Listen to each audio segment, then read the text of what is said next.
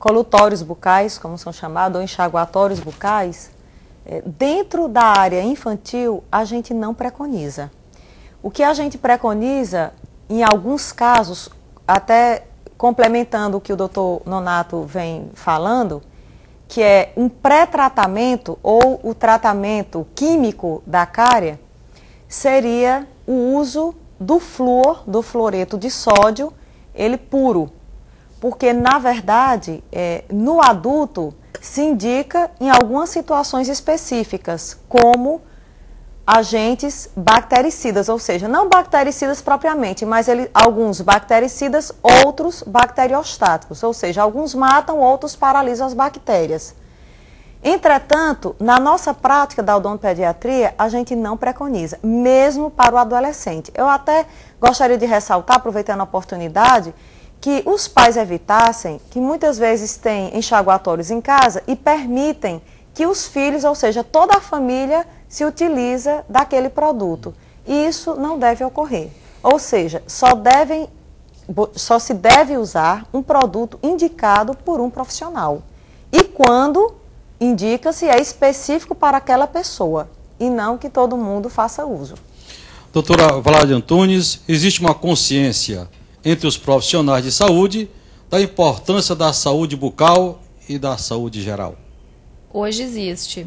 Hoje nós estamos preparados e cada vez mais se estuda, se reúne-se em congressos para discutir eventuais consequências, sequelas das doenças sistêmicas que podem acarretar alguma consequência na saúde bucal e vice-versa. Porque o que os pacientes têm que ter consciência é que muitas vezes o fato de ter um dente cariado, um tratamento de canal abandonado, e ele ter um problema cardíaco, por exemplo, prévio, ele pode estar, como a gente fala entre aspas, alimentando a doença. Ou seja, uma bactéria que está ali circulando na boca, que a gente tem uma variedade grande, e ainda mais as da doença presente, podem ir se instalar no coração, e se o paciente já tem uma predisposição ou alguma doença que ele nem saiba, ele pode ter consequências disso. Doutor Nonato, sua opinião, por favor. Eu concordo com a doutora e faço uma ressalva. Há uma preocupação muito grande com a endocardite bacteriana, que é uma inflamação da camada interna do coração, e que os médicos se preocupam muito e fazem profilaxias nas pessoas que têm predisposição, têm válvula cardíaca doente, mas esquece-se que não é só o Streptococcus mutans, que é o micróbio causador da cárie, que dá endocardite bacteriana, não. Na boca, por exemplo, tem um outro micróbio de nome muito esquisito, é a Gregobacter Actinomyces decubitus, que a gente chama de AA para simplificar. Esse dá também endocardite bacteriana, é resistente à penicilina. Esse também foi encontrado já em abscessos cerebrais, e o próprio micróbio da cárie também já foi encontrado em abscesso cerebral.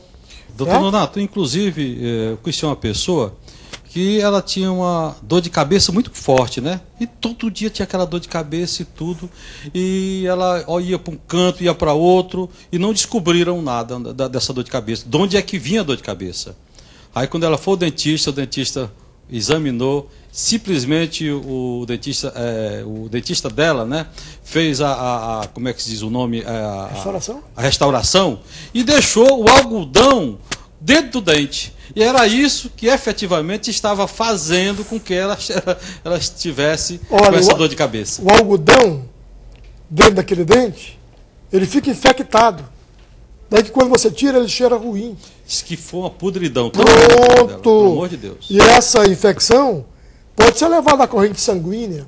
O micróbio pode ser levado à corrente sanguínea, ou a toxina dele pode ser levada à corrente sanguínea, fica circulando, vai chegar num órgão predisposto e pode lesar esse órgão. Na verdade, o micróbio pode sair da boca e ir a um órgão qualquer por 3 caminhos.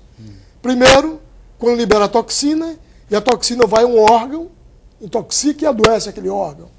ou então o próprio micróbio, uma bacteremia, que quem tem uma periodontite grave, até escovar os dentes e mastigar, leva micróbio à corrente sanguínea, uma bacteremia, é o segundo caminho.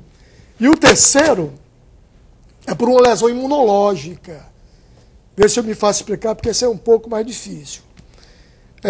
Quando o micróbio invade seu corpo, ele tem a propriedade de produzir defesa, anticorpo contra aquele micróbio. Ocorre que alguns antígenos de micróbio de doença periodontal assemelham-se às células do próprio corpo. Então, onde é que eu quero chegar? Me entrou um micróbio pela minha cavidade oral. Meu corpo produziu um anticorpo contra ele, para eu não adoecer. Mas ele é semelhante, e o anticorpo fica no meu corpo. Ele é semelhante a uma estrutura do meu próprio corpo. Então, esse anticorpo desconhece